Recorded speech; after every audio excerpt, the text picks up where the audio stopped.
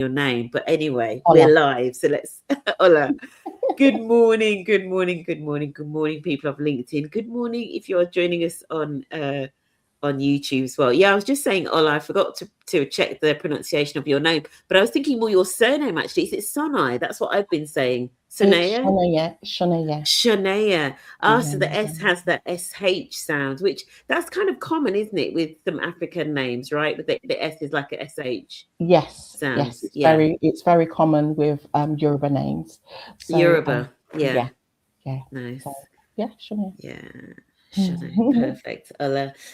So good morning, everyone. If you're joining us, hope everybody is safe and well, especially if you're joining us from far-flung destinations across the world, which I know that we do sometimes have people from across the waters, and we're in some interesting times at the moment. So hope everybody is keeping safe and well. And also in the UK, we were just saying, Ola, the storms and the Mm. potentially flash flooding and all of that as well. This wouldn't be a UK Friday morning if we weren't talking about the weather. So Ola, you're in Enfield, right? I am in Enfield, and we have had some flash floods here this Yeah. morning. So yeah. So one of our main roads is flooded out. So there's a lot Wow. of traffic. Yeah, it's crazy. I'm in Shropshire. I'm in Telford, Shropshire, and we've got blue skies now. But yesterday for a time, absolutely just tipping it down, and yeah, lots of wind and rain. Good morning, Adrian. How are you doing? Adrian's joining us. I'm assuming, Adrian, that you are in Cornwall, and I'm assuming that Cornwall is wet and windy as always, right? Especially when we've got weather like this blowing in from the Atlantic as well. So good morning, everybody. Hope you are safe and well. I've got with me Ola, and we're going to talk about this topic, which is a continuation from last week. So if you didn't catch last week's, please go and find it. I was talking to two ERG leads about parents and carers employee networks, and I did notice actually this week that Working Families reposted the conversation as well, because I know that one of the organisations, Serco, they work with working families, and they mentioned that on the live. So Working Families reposted that. So anybody that maybe wants to dive more into the employee network side of how you can support parents and carers, check out last week's live. I'd say on this live, we probably will get into that, because, often many of us that are in these caring roles are parents, and we're also caring for aging parents as well, right, Ola? But we're going to focus more on the caring for adults side of things generally in this conversation. So if you want to check out last week's, please do that. Good morning, Jill. Hope you are well. Jill, I'm hoping that we can catch up for a coffee very soon. I know that I owe you a WhatsApp message. Good morning, Sylvia. Anna, how are you doing? Uh, Adrian, yes, it's grey, windy, and chilly. Obviously, always. I expect nothing else from the Cornish coast. Good morning, Colin McLennan. How are you doing? Morning, everyone. Good morning, Nana Urum Eke. Hope I'm pronouncing that correctly. So a few people in the house. I think this topic resonates for a lot of people. And so I've got Ola, who I think I literally found you through LinkedIn, Ola, because I was like, I felt like I didn't hear enough people talking about this topic. And I thought, let me just see who on LinkedIn is the real experts. And you came up. Oh, So today I'm joined by, in the tradition, right? Your bio that was written by Claude off of AI. Today, I'm joined by Ola Soneye. Ola spent over 20 years in tech, leading teams at organisations including the British Red Cross, Fair Trade Foundation, whilst quietly carrying unpaid caring responsibilities that most of her colleagues probably knew nothing about. In 2024, she founded Work, Care and Thrive, where she coaches unpaid carers and works with organisations to help them better recognise, support and retain the carers in their workforce. She's also the author of Permission to Pause. Well done, Ola, for getting your book out. And the creator of the Pause Framework. Ola brings both professional expertise and deep lived experience to this conversation, having cared for her mother through dementia and as a carer for her son. Welcome, Ola. Thank you. Thank you very much. I'm so happy to be here. I'm really You're excited about this welcome. You're conversation. welcome. It's such a critical conversation, right? Yes, and it's something that we're just not talking about. Yeah. So I was so happy when you reached out. So yeah. Yeah. Mm. Good morning, Shazia, as well. Thank you for joining us. So just tell us then, Ola, how did you sort of like pivot into, work, care, and thrive? Just tell us a bit about your background and why you wanted to focus on this, why you feel it's so important. So I was working in tech, really happily working in tech, Hmm. and one day during COVID, a discussion just changed everything. Right. I was at home due to have a coaching call when I received a call from my son's centre saying that the centre had to close, really short notice, within half an hour he would be home. I was due to go on this coaching call before I was really, really careful about ensuring that my professional life was very separate from my personal life. Hmm. But at that time, I didn't have enough notice to tell the coach that I wasn't going to be there. So I thought, okay, it's only going to be polite for me to turn up rather than sending an email. So I turned Yeah. up and then we had the discussion about my situation, and I realized that I want to help others that are on a similar journey. And Mm. after that discussion, my research showed that 1 in 7 employees also have caring responsibilities. So I Mm. wondered, how many people do I know at work? Okay, more than 7 people. How many of those people do I know has caring responsibilities? Yeah. So, yes, that's Yeah. what I realized something had to be done. Yeah.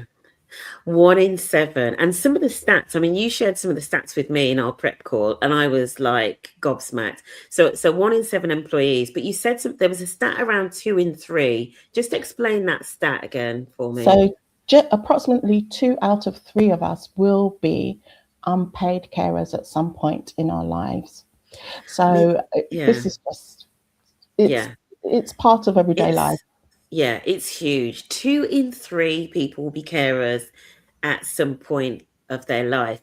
And I'm intrigued almost like in the comments as well whether people even think of themselves as a carer, because I know, and this is, I had a conversation with you, and I've I still don't refer to myself as a carer, right? But I support my mum quite a lot. People will have heard me either say or in the post, I say things like, oh, most weeks I do my mum's shopping on a Friday afternoon, right? So that's often why I can't get back into the comments on LinkedIn.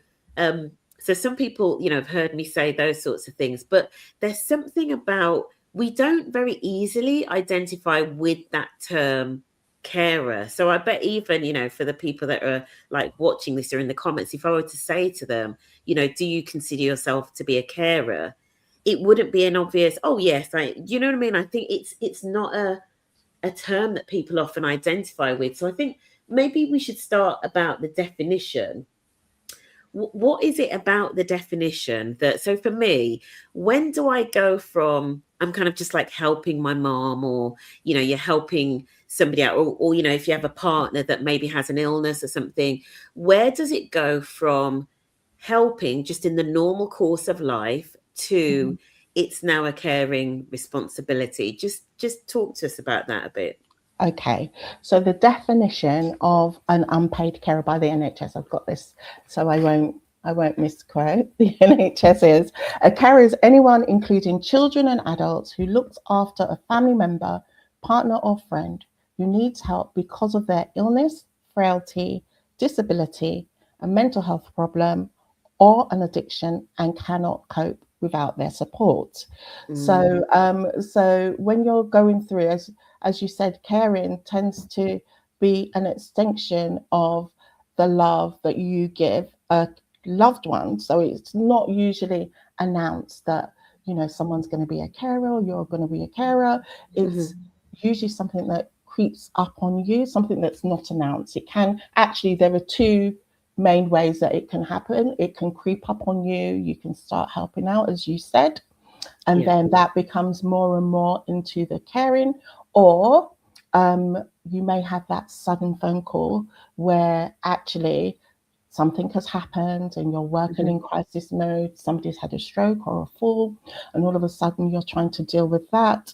And then you take on more and more responsibilities, but generally in the hope that things will go back to normal.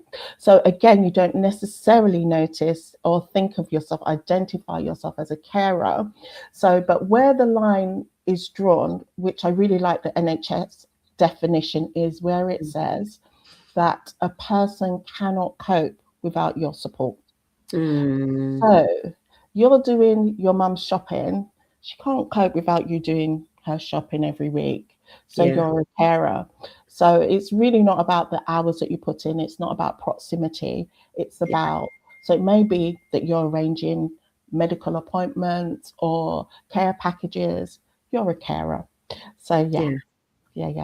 Yeah. So on average, it takes two people to, according to Carers UK, on average, it takes 2 years for someone to recognize themselves as a carer. So it's huge. Yeah, it's just and as you're talking there, I mean, I was saying to you in the prep call, this LinkedIn Live is probably the most selfish LinkedIn Live I've done, because this is for me. Like, literally, this is like, I need to go through this learning and kind of understand, so that I am equipped, right? Because Mm-hmm. it has an impact. I think that's the thing as well. I'm just going to jump into the comments. Then we're going to talk about this thing about it taking people 2 years. Good morning, Visaka. Thank you for joining us. Savannah Hanson. Good morning, Savannah. It took me a while to realize I was a carer, as culturally, at least, it was just normal. Once I realized we needed support such as external carers, it's only then that I realized.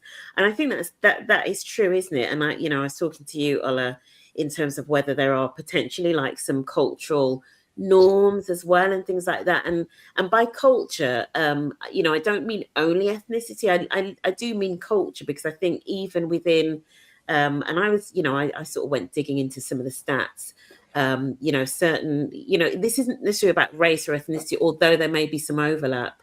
But yeah, certain cultures. I think when I looked at the stats, actually, the traveller community, I think, had a very high level of like unpaid care. Almost like it being the norm. That care for, particularly for other adults, for example, is kept within the family. That kind of extended family, the extended community. So 2 years to recognize it.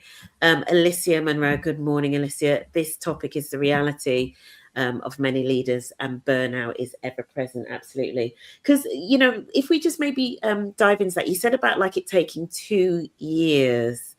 There's something about why does it take that long, and what are the risks then in almost like in that 2 years? Do you know what I mean? What does that delay mean in terms of like a lack of support, and maybe their manager not kind of like being able to make accommodations and all of that? Just talk to us about that, what that can look like when it's not recognized that this person is caring. Okay, so 2 years, it takes 2 years for a number of reasons. First of all, you have the fact that it is an extension of your love, of the care that you give to your loved one. So, so it does kind of creep up on you. Then there's the cultural piece where actually they're socialized to, especially women, it tends to be women, to just do these things, to just go, do these favors. You think of, oh, I'm just helping out. And then, as actually it's crossed over into the caring space. And then as a leader, you are so used to solving problems. Yeah. You're a problem solver, you're always on the go, doing this, doing that. So when occasions come up, you have to sort out your parents' care package, or you have to, I don't know, set up an appointment. You just do it. It's just part of what you do. So it really is, it's a little bit of a mental, takes a little bit of a mental shift to think, actually, I'm a carer. And also that label carer people tend to think of it as somebody else, rather than actually this is my reality. Yeah. In terms of the support that's missing, because you don't recognize it, it's not named, you don't look for support. So you don't access what the support that is out there for you. So you may have at your workplace carers policies, carers leave, which actually now in 2023 became part of law. So and also just the support that may be out there externally as well.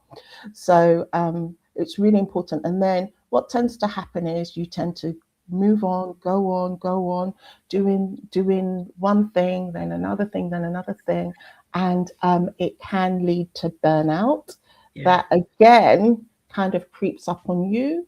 So maybe, you know, you're tired, you're exhausted, you go to sleep, you wake up, you don't feel refreshed, you've got lots of things going on in your mind. So many issues. I can talk about it all day. Yeah. And I recognize it all. I recognize it all. I recognize that feeling of, the way that I would describe it is a feeling of my capacity is lowered. Like, because especially, you know, especially if, say, for example, my mum's going through a period where she needs more support, right? My capacity then for other things, whether that be work, clients, you know, supporting other friends, is lowered because just my head, I don't have the headspace. Do you know what I mean? Yeah. Exactly. It's like running on the edge all the time, and it's like just one more thing can kind of tip you over. So Yeah, it's really interesting. There's an interesting question here. Please comment on the professionalization versus the personalization of care. Do you want to just clarify, mate? Do you understand that question? Do you want us to just get a bit of clarification? If yes, you could just clarify what you mean on please. that comment. I mean, I know that when we were talking, I was talking about, I feel that a lot of the reason that families are picking up the slack, particularly in the UK, is the lack of, you know, investment and kind of like efficiency of, for example, the social services sector, you know, and also, you know, we know that, for example, even in some parts of the NHS, we know that sometimes when family members are in you know, hospitals or other, you know, kind of sections of the system, that families pick up a lot of the slack when they're in there. So I don't know whether maybe your comment is the comment on professionalization versus personalization. I don't know whether it's linked to that, but if you could just clarify maybe what you mean by that particular question. The one thing I wanted to come on to as well, because I am of this stage, although luckily for me, my daughter, so I am a parent, but my daughter is much older. So my daughter's like mid-20s. Yes, I am old enough. Right. So my daughter's mid-20s, but I'm of that stage of life where I'm like hitting menopause and all of that, right? And so there is that thing about the pressures are immense. You know, last week's conversation we called the sandwich generation, but I think in particular for women, and you know, as you said, Ola, this burden often does fall onto women. You know, I am the eldest child, right? The eldest daughter of four of us as kids, and often it falls onto women. So there is something about the fact that for a lot of people, this hits at a stage in life where they've got lots of other responsibilities that they're juggling. As you said, whether it's career, children, you know, partner's health, etc., which is something you mentioned. So what does that pressure look like behind the scenes? Maybe just paint a picture for people that maybe aren't carers themselves, that can't envisage it. Okay, so so what tends to happen is you tend to be pulled in multiple directions at the same time. So you're caring for your parent, for example, who needs an appointment to be sorted out, and you're caring for your children that you want to support at school, and you're working at the same time. So neither of these things necessarily give you notice as to when they need you. Maybe work is easier to compartmentalize. Work is, Compartmentalize. yes, work is easier, but at home you're pulled in multiple directions at the same time. Now this can impact you mentally, physically, emotionally. You may feel like you're running on empty. Even when you do get an opportunity to just relax, and maybe during when you go to bed, you have lots of things running running through your mind. So it might look like Mm-hmm. you wake up you might look like you go to bed at night, you have disturbed sleep because something happened with one of your children. So you wake up already tired, and then you have to organize an appointment for your parent, and then at the same time you're trying to get the children ready for their school days. The children go off, you go to work, then you sit at work, and then your parent calls you and you think, oh my word, what's wrong? And then Mm. they just want to chat. Yeah. They just want to chat. Oh, Yeah. there's maybe something more serious. So, Yeah. so it really the toll Yeah. over a long period of time Yeah. really impacts mental health, and the stats show Yeah. it. 74% of unpaid carers say that they're stressed out, and it's Mm. impacted their 42% say that it's impacted their physical health. So Mm. I call it a weight, the Yeah. hidden weight. It's just a Yeah. weight. Yeah. Yeah. And you know, and as you were talking there, in terms of like impact on physical health, impact on stress levels. I mean, when it comes to burnout, and Alicia has mentioned burnout as well in the comments. When I spoke to somebody on a LinkedIn Live some months ago, and they were talking about the fact that so often we think of burnout as being related to workload, but actually some of it is also it's the emotional load.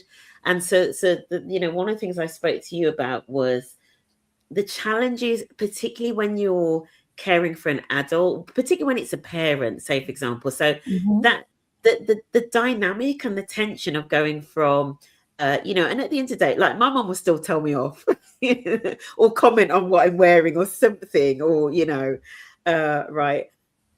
But then the roles kind of like switch, and almost like the emotional dynamic and the tension of switching into that role where you are caring for them, to the point sometimes actually where you almost feel that you have to tell them what to do, or you have to it actually plays on your mind quite a lot. Do you know what I mean? And I wonder whether that is part of like what adds to the kind of like emotional toil, as well as things like relationships with siblings and all of that, because you start to fall out about who's not pulling their weight. Right. Yes, yes, exactly.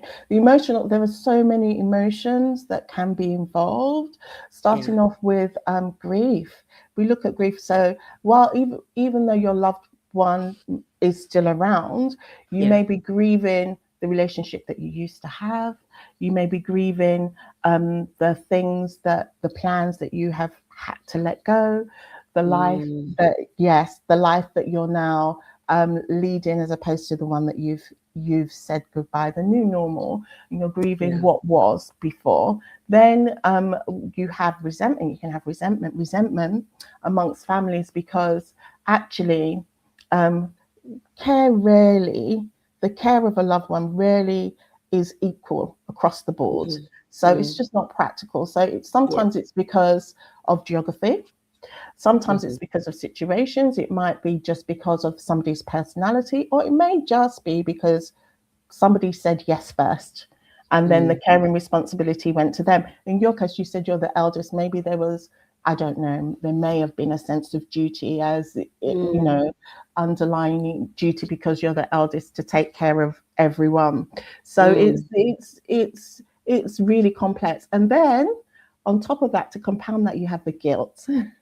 So yeah. guilt for feeling these emotions. You feel guilty because you feel like you're not doing a great job at each of your roles. You feel guilty because you have this underlying resentment, maybe, or Yeah. grief. You feel guilt, because you may wish that things were how they used to be, lots of different things. And Mhm. to top all of that off, of course, you have the love. So it Mm, really, really, love can coexist with all of these mhm. emotions. It absolutely does in Yeah. most cases. So it's just so complicated. So Yeah, it is. complicated. I tell you what, especially I think with the emotional thing as well, we talked about the you know, the feelings. And I was giving you an example of, you know, with my siblings, and I won't sort of drag them. I mean, they're great, right? We're actually all like really close, but there are moments, you know, there are these flashpoints sometimes when I'm like, well, can they not just do that? You know, can they not just sort of do that thing? And I tell you what, if I was working full time, if I was still in the corporate space, working 9 to 5 at the moment, some days, I'm telling you what, you would not want to meet me in the office, because I would just give you both barrels, right? Because some, you know, you're just so stressed sometimes that you have no patience with anybody at all. Yeah, it's a really interesting one. And I wonder whether that is something that I don't know whether if managers have got people in their teams that are caring, I don't even know whether managers realize like all of those complexities and how that might affect the way the person shows up at work. Do you know what I mean? Yes, especially when they're performers, really. So Yeah. it's very difficult to, I think, for managers to recognize that they have carers on their team, and Yeah. also then there's managers sometimes have that um, they're not quite sure as to how to approach, even if they do have suspect that somebody may be Yeah. a carer in their team. To have that conversation sometimes can Mhm. be a bit perceived as being difficult. Yeah. So Yeah. yeah, perceived as being Yeah. difficult. And how can managers spot? I love when we talked about this before in the week. How can managers spot the signs that somebody might have caring responsibilities? Talk about It's, what it looks like. How does it show up? I think it can be quite subtle. So you can, it can be that somebody just comes out and says, look, they have something happens. By that time, it's usually too late. Maybe somebody Mm, breaks down in the office and then you have the conversation. yeah. But then it can be subtle signs such as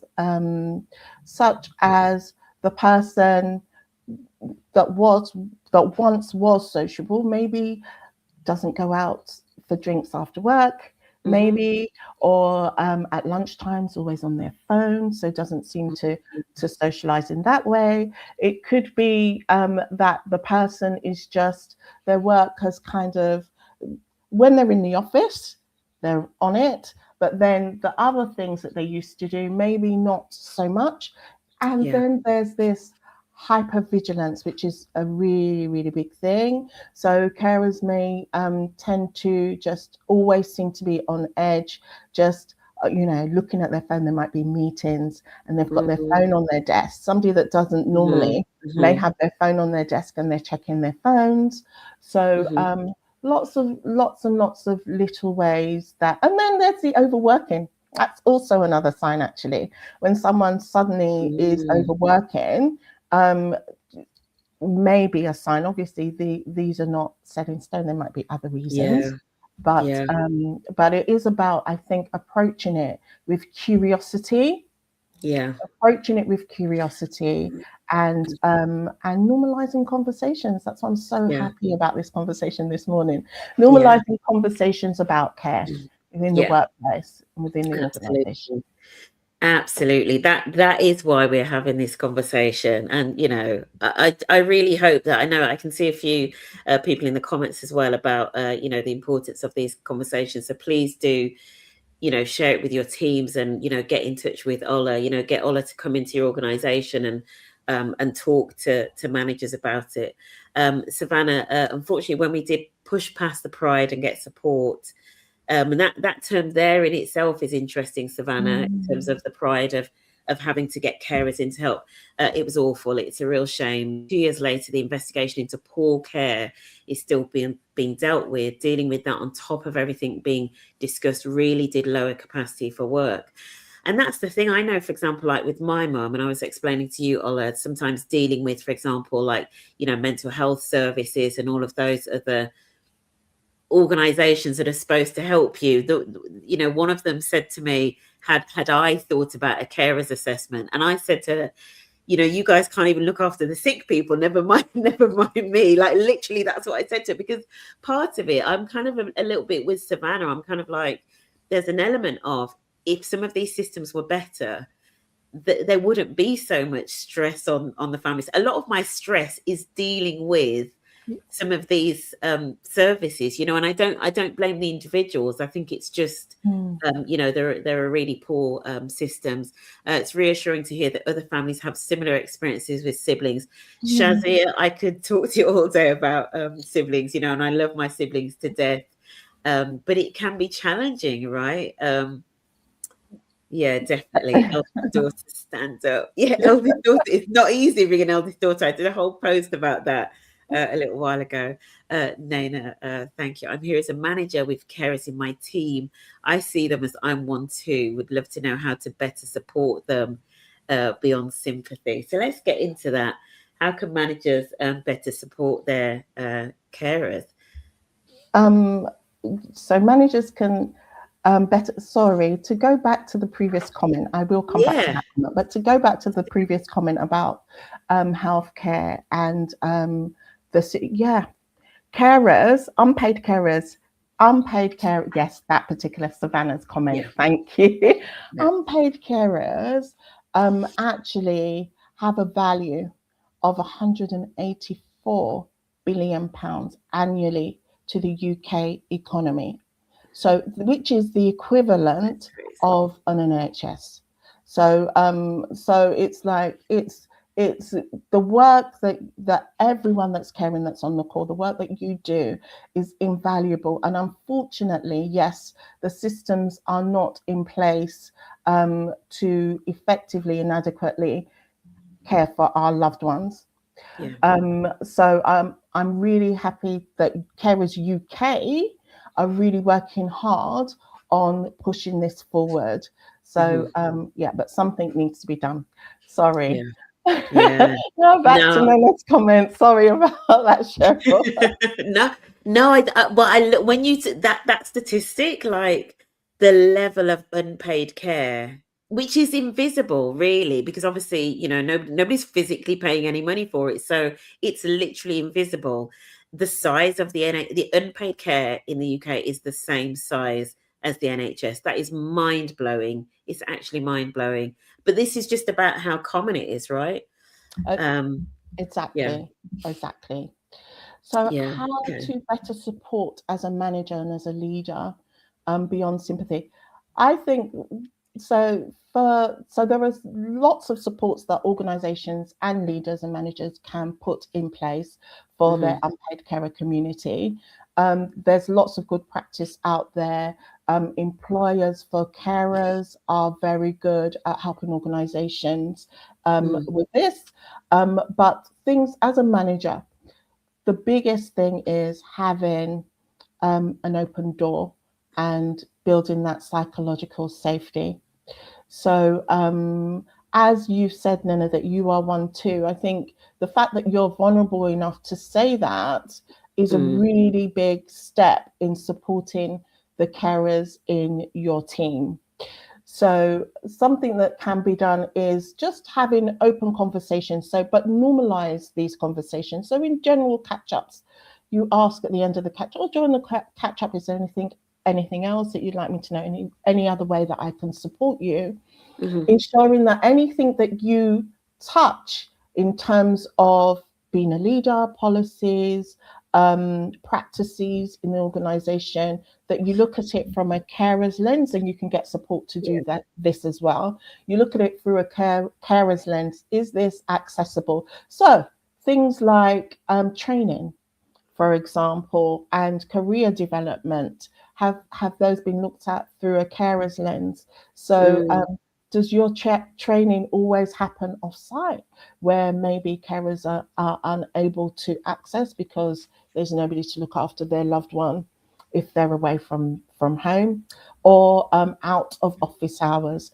Things like meetings, ensuring that your meetings are diarised with as much notice as possible. So mhm, there have been times where during my life working, where I've been really fighting with a consultant with my son, and it's taken maybe 18 months to get the appointment. You get the appointment then is delayed, and then it's there in the diary. And you get to work, and then your manager says, "Oh, actually, can I just meet with you this afternoon?" And you're like, "Actually, I'm sorry, no, Yeah. because I have this meeting." So it's just about, I think, approaching it with curiosity, um, finding out the support that you can um, bring into place internally and external means, seeing what you have as an organization, what supports you have in place. Mm.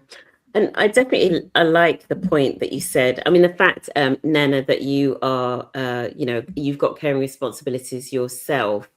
Even just, I mean, I definitely think that one of the places that it starts is more managers and leaders talking about it, talking about Mm-hmm. their own caring responsibilities, or even if they aren't directly doing it. For example, if it may be, and I realize that I'm stereotyping here, but it may be that a leader has a wife maybe who is caring for an elderly parent. So talking about that and almost like being cognizant of, what they can see in their own home life, and just talking about it so that the conversation is normalized. I feel that that then helps to tease out what the needs are. Do you know what I mean? So talking about it, being considerate of other people's needs, etc.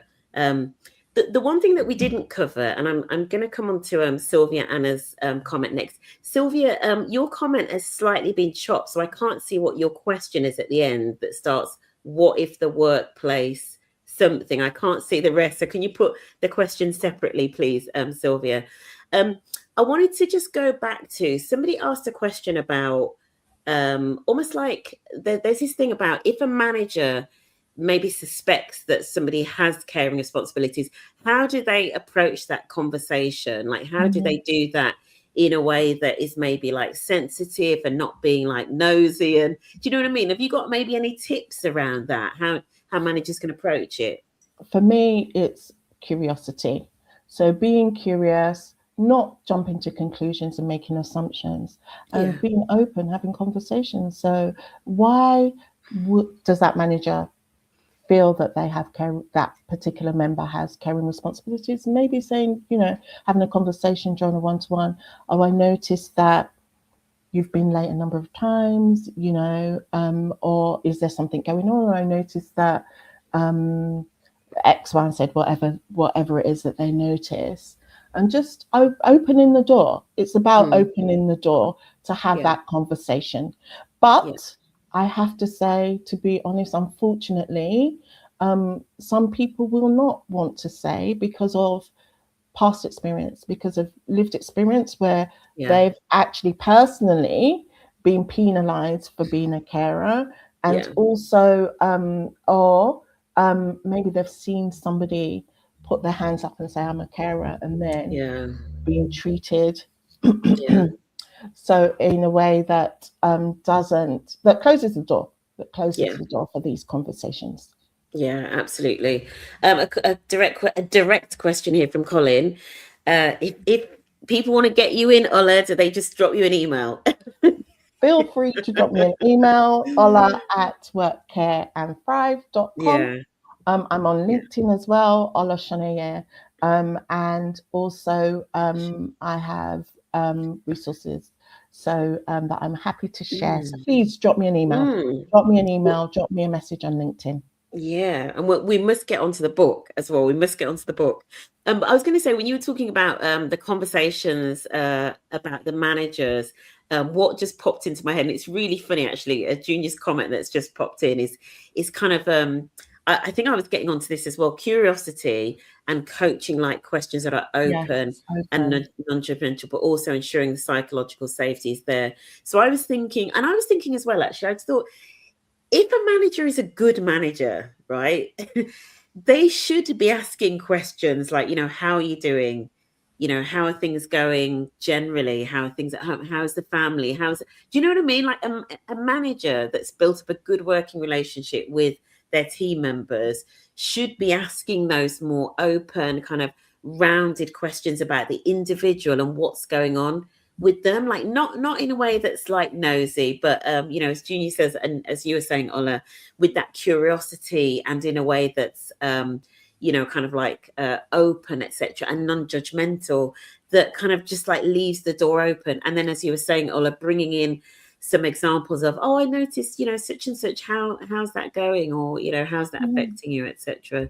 And picking up on some of those cues. So, for example, you know, I sometimes, even just the fact, you know, me talking about doing my mom's shopping, right? So when I talk to somebody like you, Ola, because you're in tune to it, you then sort of know the questions to ask, right? So I say that off the cuff, oh yeah, I'm doing my mom's shopping on Friday. And I might say it to a number of people, but it's only people that are maybe attuned to it. And I guess managers that have the necessary training would then like, oh, I need to just make a mental note of that. You know, they mentioned that they do that quite often. So actually, maybe they're actually supporting them a lot more than I realized. You know what I mean?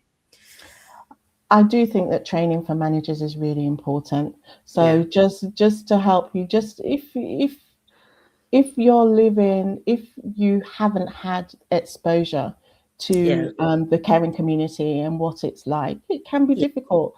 So yeah. Yeah, yeah, absolutely. I'm going to jump back to Sylvia Anna's part. It's cut off, Sylvia, as you can see. Can't stop myself but think that being a carer at some point in our life, it was a normal part of life. I am thinking that healthy sense of community and co-regulation which infuse society. In my opinion, the issue lies with how our individualist society and workplaces, which have decided that employees' personal life, especially women, delicate and complex topics, does not deserve to be taken into account. Somehow priority and power has been handled over to work and money. I get what you're saying there, Sylvia, in terms of almost and I think I said this to you in the week, Ola, that sometimes I used to sometimes think this in the corporate space, that when you walk into the office, you're almost expected to leave your humanity at the door. Do you know what I mean? Like you come in, you know, you just work focused. And that's why I'm not a big fan of the saying, you know, I don't come to work to make friends, because I think you do bring you know, we are humans, we bring our whole selves into the workplace. Our body has an energy budget. If our nervous system and brain detect uncertainty, danger, or fear, will redirect energy to what is most important. And this case would be survival of our loved ones. The first thing that the body will sacrifice is cognitive function. This is why we can't function well at work. I love that thinking. I love that thinking. Sylvia, I was saying that with your comment, I couldn't see what the question was that started, what if the workplace, because that got cut off. So if you could just put that back in, that would be great. So I feel like we've covered a lot today. Oh, let's just talk about employee networks. I forgot about those. Yes. Employee networks. So we were talking about that last week, and I'm conscious. So when I see employee networks in this space, I see a lot of parents and carers network. Although it was interesting that even in last week's conversation, Helen was saying that they're now making a conscious effort to look at the needs of carers specifically as well, almost like breaking the subcomponents down, because you've got different groups in that have different needs. You know, working dads have a slightly different need, working mums, carers, etc.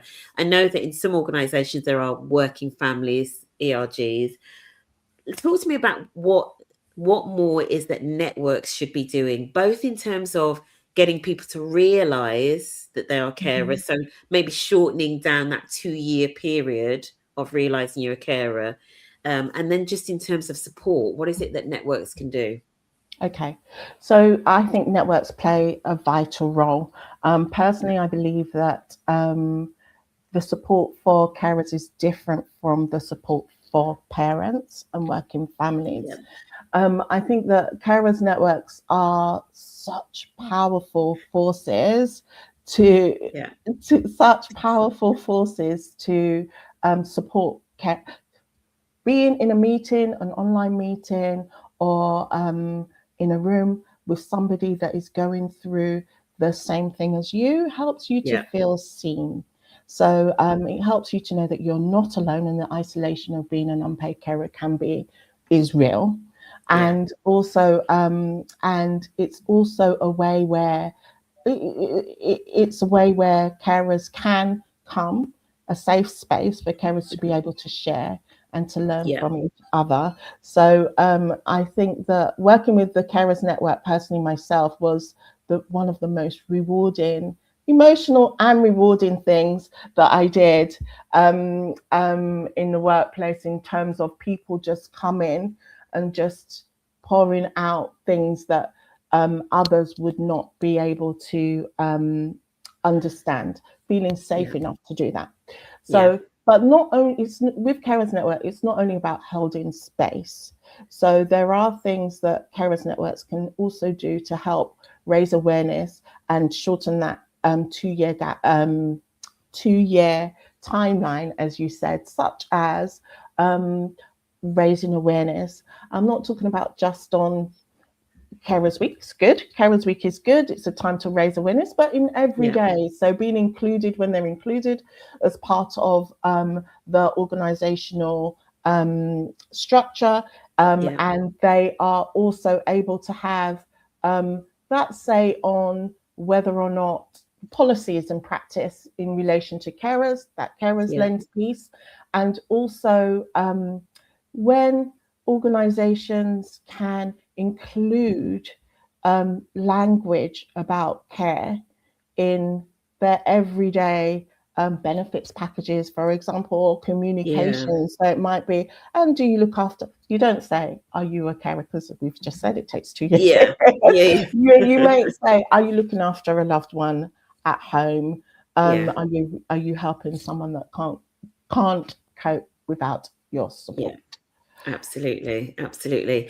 And apologies, I had a delivery man trying to get a signature from me, right? The Oh, multitasking is real. Um, yeah, so certainly in terms of how dare you forget about us, Oprah? Wow, cancelled on air. Junior Beeman off of NatWest, one of the networks there. Yeah, networks, absolutely, absolutely, really important in terms of in terms of the support and the role in terms of helping carers realize that they are actually carers. It is really, really critical. Um, Adrian, thank you so much. Sylvia's question: what if the workplace and policies would be more flexible, allowing for the personal needs of employees to be taken into consideration? I guess the stress and pressure on employees would reduce dramatically, because the unconscious worry we carry is about being judged for not performing at our best. Yeah. So, your thoughts, I guess, on how workplace and policies would help in terms of flexibility, etc. Your thoughts on that, Ola? 100%. I agree with you, Yeah. Sylvia. I think that when you normalize these conversations, and you have carer friendly policies and practices, it does take a layer away in terms of emotion, in terms of Yeah. cognitive load from the carer. So supporting them to be able to perform their Yeah. best.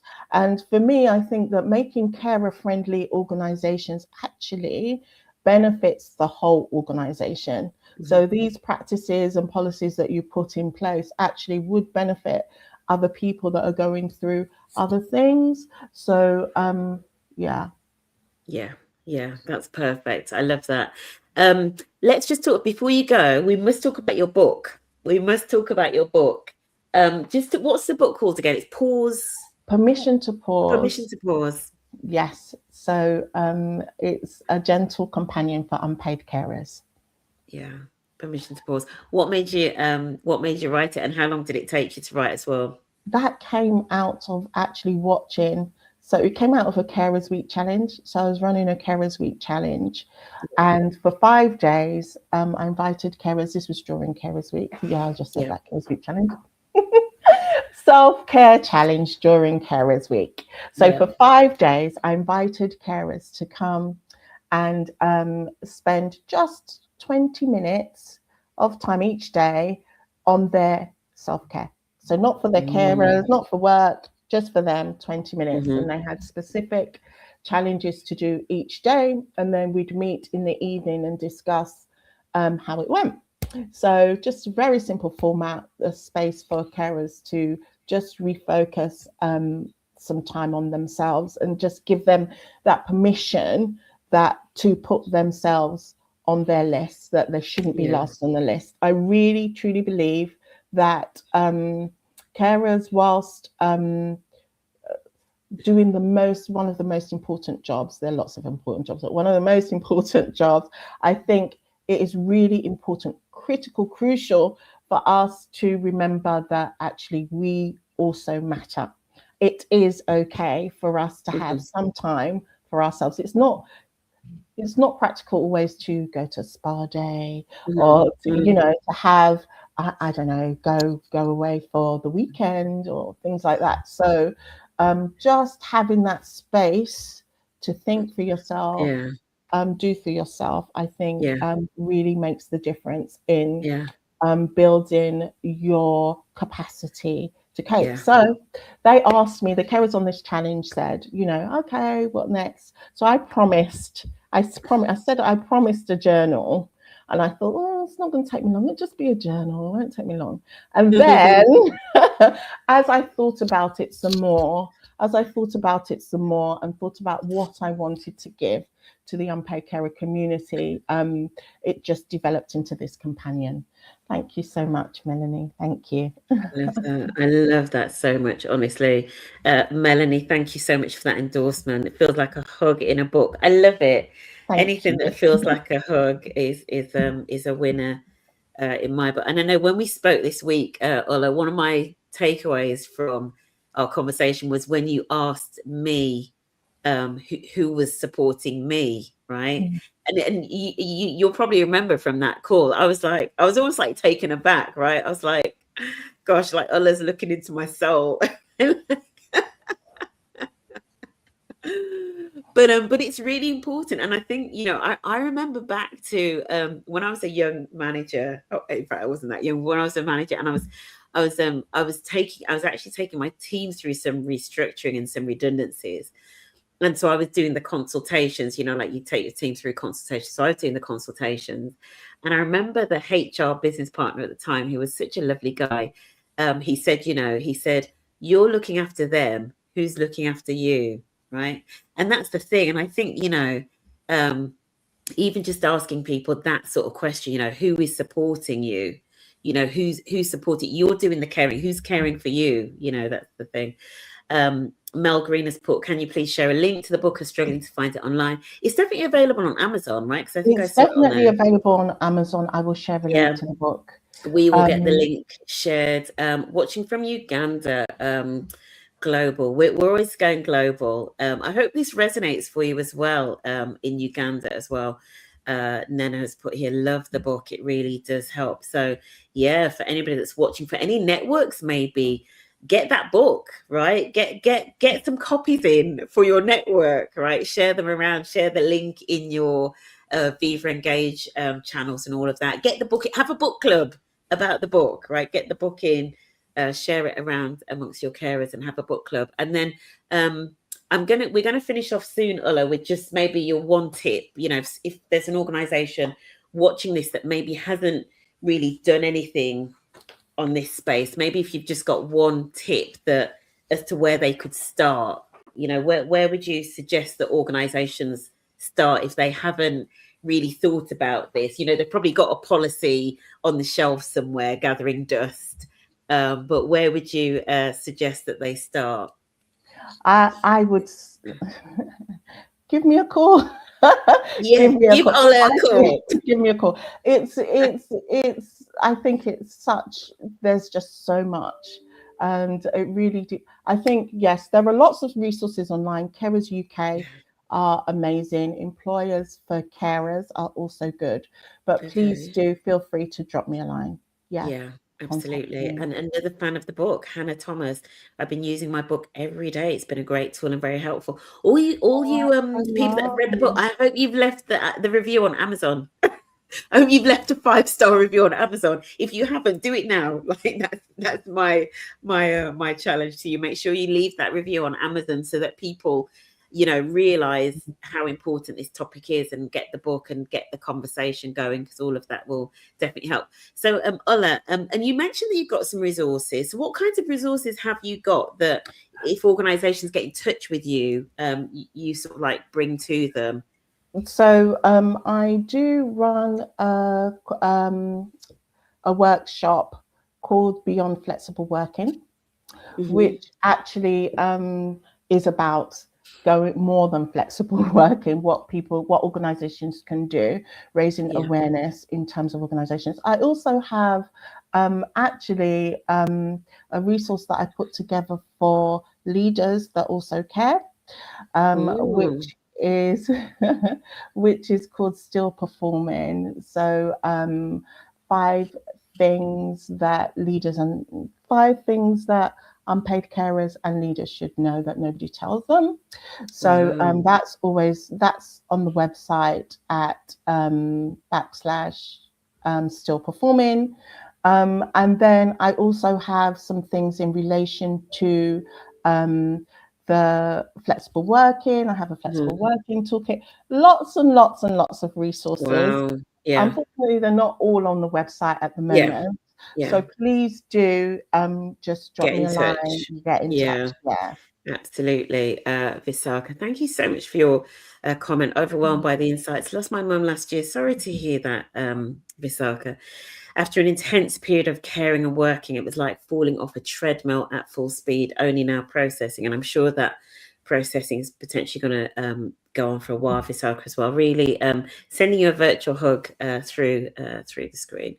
We definitely need more of these conversations, because it is so common, especially as we get to this age and stage of life, right? It's incredibly common. And on that note, Ola, if people want to find you and work with you, and you mentioned the website, just say the website again so that we can find it. Maybe somebody can drop it in the comments. Workcareandthrive.com. That's AND. Workcare and thrive. And thrive.com. So I will share the link to the book and my website link in the comments after the call. So yeah, absolutely amazing.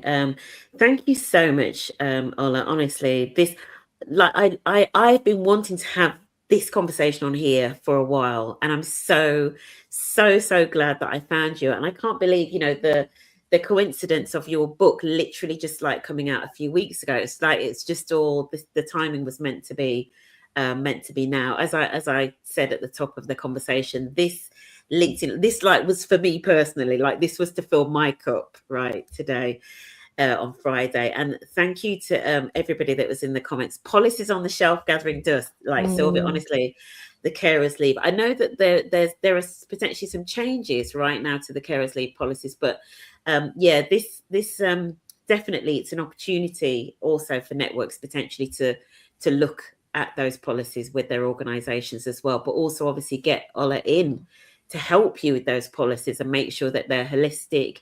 And also obviously beyond the policies, let's look at the manager training and the conversations, etc. as well. Thank you everybody so much for joining us and for your comments. If I do have any time later today around the shopping, I'm not sure I'm doing the shopping today, but I probably will be. There's probably going to be a WhatsApp message that comes in with a photo of my mom's shopping list about half an hour after this conversation.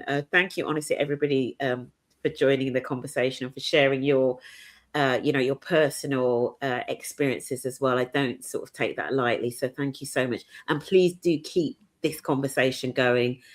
Get the book and share it around, and let's keep the conversation going. Ola, thank you again so much. Thank you so much, Cheryl. Thank you, and thank you everybody. Right. Take care, everyone. Have